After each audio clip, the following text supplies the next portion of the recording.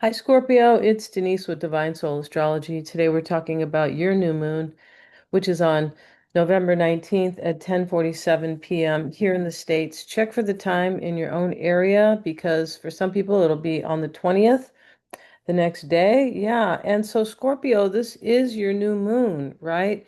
It's very exciting because the new moon can talk about the seeds we're planting for the future, right? And so we do have a kite here, and the kite is showing up in your first house and your fifth house. Your first house is the house of self, and that's where you are planting seeds about your own personal life, of course. And this can be a very hopeful time for new beginnings, right? That's what the new moon is really about, or planting seeds for a new beginning. And so here we have the fifth house is the fifth house of, excuse me, lovers and pleasure. This is the house of fun. It's also the house of parents and children and teaching children. Um, yeah, and yeah, so this is the house of recreational activities as well, entertainment, as I mentioned, fun. And so here we have a trine to your, let's look at this here, to your ninth house. And your ninth house is your house of faith and spirituality. So there could be something going on with that. This is also the house of expansion. So this trine is supporting you in these with these themes, right? With these fifth house themes and also the ninth house themes. And this is Jupiter is in your ninth house supporting that. And Jupiter is the natural ruler of the ninth house. So there's major expansion going on in your life right now. Most likely, you could be learning some major wisdom. Yeah. And, the fifth house, Jupiter, Neptune is here. This can be about our visions, right? Yeah. And so let's see what we have here too. A transformation or an ending can help you really kind of see your worth as well. That could be the case here because we have Venus in your first house as well. Venus is about your self-worth, your money, your relationships. You could be seeing yourself in a different way, especially as Jupiter is supporting your ninth house of faith and expansion. So that, yeah, the water trine there is also supporting your sense of self here. The trine is a very favorable, a favorable aspect that, can support change that can come in very quickly, but it is a flow and it is an ease. And so this fifth house is also the fifth house of the sense of yourself. Yeah. And so this is supporting the sense that you have of yourself. And that's why I was talking about self-worth, your unique identity or your self-worth, right? And now we have the sun and the moon trining Neptune in Pisces. I was talking about that, briefly here, but um, and so this is influencing this house. Neptune here is about your confidence. The water trine is helping you with your confidence. Neptune is not. Neptune is more about your visions and your imaginations, but it is about your dreams that you want to come true, right? And Neptune is supporting that, right? The image and the vision you have of yourself can change during this new moon. Maybe you are identifying with yourself in a whole new way, possibly. Mercury is here, providing the intelligence that we all need, right? The smarts, the wit here. And also Mercury can be a little logical and practical, but it's in your sign, right? So this can be definitely seeing beneath the veil. So you're seeing things maybe about yourself that are more clear during the lunation, during this new moon phase, right? You could be seeing things about yourself, maybe about relationships over here, as I said, because Venus is there, but you're definitely seeing something about yourself, Scorpio, during this new moon. Mercury is in a perfect conjunction with the sun and the moon. So they're basically all working together here, right? And the new moon, why is it about something hopeful and new beginnings? Because when we have the new moon here, the sun is supporting it. The sun is bringing clarity here. And we have the divine masculine and the divine feminine, right? That are working together with the sun and the moon. This is why it is hopeful. It's a hopeful time um, to plant new seeds for the future, right? And also, you're seeing things about yourself here with this trine from your first house. You're seeing things about yourself. You're seeing that certain things are realistic, right? Or you're looking at things with kind of a more realistic attitude, right? And so that is what Saturn is bringing here. And your north node is in the north node here is in your fifth house. So there could be something going on here. This can be your life path here, and that you're seeing something about your journey forward, right?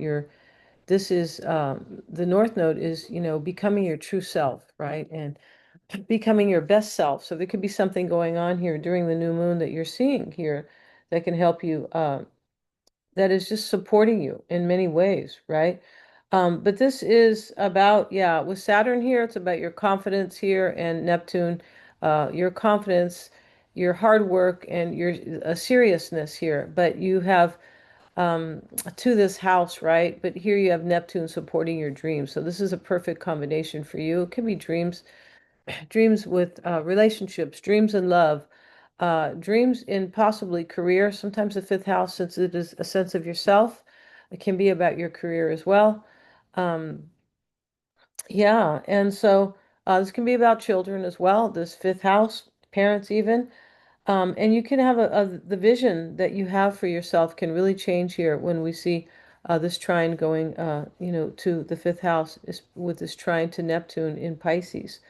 Yeah, the vision you have can really change here. Uranus is shaking up your relationships, though, a little bit here, Scorpio, and because we have this Mercury, and that is, opposing here. We have Mercury opposing Uranus. Uranus is in your seventh house of relationships. So there's kind of a lot going on with relationships for you, as the fifth house can be, and the seventh house is definitely about relationships. Even in your own sign here, Venus is in your sign, that can also be about relationships, right? So here, any type of relationship, though, it doesn't always have to be romantic. This can be a relationship with a child, a friend, um, yeah, and so we have this Mercury opposing, opposing Uranus here. And so Uranus is about change and rebellion. It can be unexpected change, but it's about you wanting to be authentic. It can be, yeah, it's in here. It is in Taurus. Taurus is about our self-esteem. It's also about our money, right? And so here you have something going on here, that there's change here, this opposition. The opposition is about something is happening to you, or you feel like it is. So you are, or somebody is maybe bothering you sometimes. That's really what an opposition can be. But it's a challenging aspect where you make a decision for change. And here's Uranus representing that change. So, this can be about many things, but definitely about relationships here, right? We have a sextile from your fifth house of, this can be about love, as I mentioned, your fifth house to your seventh house. This is definitely most likely um, about either how you see yourself or your relationships. Yeah, there's an opportunity here for that to allow this change, really. Yeah, to come in with Uranus right here. And so we have the moon here. The moon is, sextiling Pluto right here. Where's the moon? Down here of course, in your sign. And sextiling Pluto. Pluto is your natal ruler. It is the modern day ruler for you. So, this is in your house. Pluto is in your house of thinking, right? And this is the kind of this Mercury energy here.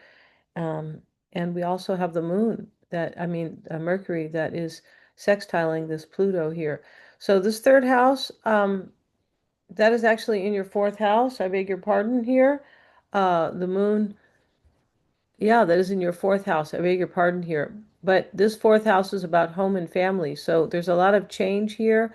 Most likely, Pluto is allowing you to transform something here. Mercury represents the third house of thinking. That's probably why I said that.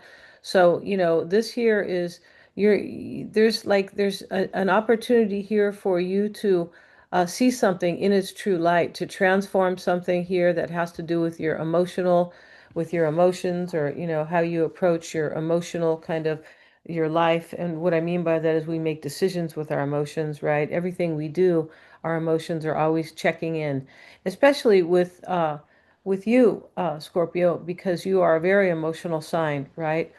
And so here we have the sextile. There's something you're transforming, and maybe it's an idea, because here is, maybe there's something changing, or you have a new idea that can happen right here, with Mercury also doing that sextiling to Pluto. Hmm Yeah, and so, there's something here that is allowing you to free yourself, and this is getting back to this Uranus here, and the new moon in your first house here. There's something you're freeing yourself, and that's what Uranus can be about, not just change, but freeing yourself, and that's what that change is bringing here. There's more of a detached attitude for you, it looks like, possibly toward relationships. Um, yeah, and maybe even a more independent approach here, possibly a different approach, definitely with Uranus in the seventh house. Um, yeah, and so now you have Cancer is in Jupiter. This is part of the trine, part of this beautiful water trine that you are definitely part of. We see the kite here. The kite is about taking flight. It is about your power. It sure is. And you are also about power, right? This sextile here to Pluto here can be about something powerful, like some type of a powerful opportunity that you have, and you're able to see it because it's the sun and the moon are here, and Mercury as well. So you're able to see that. The sun is helping you see it, so is Mercury. There's something could be something very powerful or intense could be going on here, with Pluto over here, although it is in your fourth house, right, of home and family, but these are your emotions. So, and that's what the moon is as well, your emotions. So, it could be, sometimes about your mom. The moon is about the feminine aspect, or your mother, um, or feminine figures even in your life. And getting back to this Jupiter here, Jupiter is showing up in your, let's see here, in your ninth house of faith and spirituality. I might have mentioned that, but um, yeah, and so that is definitely supporting you there. Your beliefs, Scorpio, your beliefs about also it can be your beliefs, your world, your beliefs about the world and living basically. But this is also expansion here. So, maybe you are traveling or studying here. You could be learning some major wisdom though, definitely here. Especially with the new moon in your own sign. You're learning, and Mercury is here as well, the planet of intelligence, right? So here's Scorpio, excuse me, Jupiter here in your ninth house. um, you could have this also, this is supporting your expansion and your visions as well. There's a lot of wisdom here, as I mentioned, right? And this could be maybe your relationship with others sometimes, or nurturing with family could be. And Jupiter here in Cancer can be about many things, but it's a beautiful trine here that is, there's some type of major expansion for you as you see, as your vision changes, or as you change, uh, there's a lot of wisdom and intelligence here in your chart. There definitely is. So now we have Mars. I think I was already talking about that. Oh no, not Mars. So Mars is your modern day ruler, and we have Mars in your second house of money. So you're taking action here. This is your house of self-worth. You're taking action. You could be creating something new for yourself with regard to finances. Maybe it's a new job, but this can definitely be about money and power. In Sagittarius as well. Sagittarius, this can help you expand, but this is kind of like your world, your views here, your opinions as well, like how you see things. But this can be also about you basically expanding wealth. It could be, right? Yeah. And you are about wealth as well, Scorpio, because you rule the eighth house of wealth, really. And so here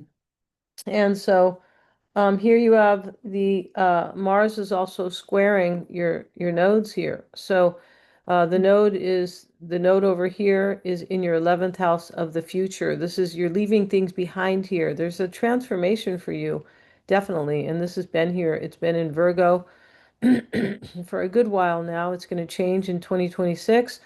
But these squares are causing you to take action. Yeah, and this can have to do with here is, this where the trine was leading was to your fifth house of relate of love, of pleasure, of, the sense of self that you have for yourself, your personal leadership. So you're taking action here. This has to do with your life path as well and your true potential, right? And so this is what you are doing, and you're leaving things behind. Here's Mars. Mars is, making a firm claim right here that I'm going to do this. I'm leaving things that will no longer support my future and that are holding me back in some way.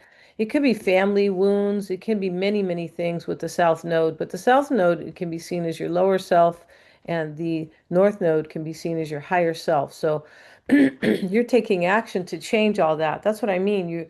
You feel like it seems like you are going through a major transformation, and you're seeing the past, I beg your pardon, for what it is. Like it's done, it's over. Let me move on now.